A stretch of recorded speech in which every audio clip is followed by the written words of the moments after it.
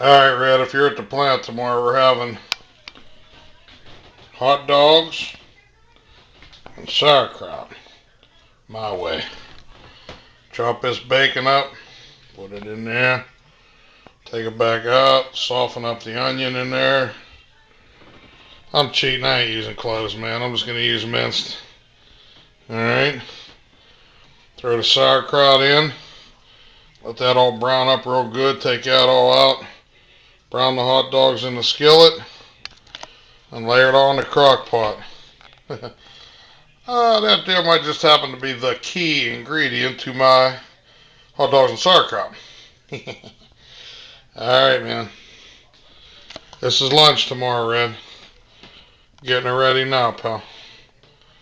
I have to have the old lady get me another jar of sauerkraut on the way home. I thought I had two. Huh? It'll be in a crock pot. Hacker will get some fresh buns. That's lunch, man. 10-4 on the bacon, right? Later.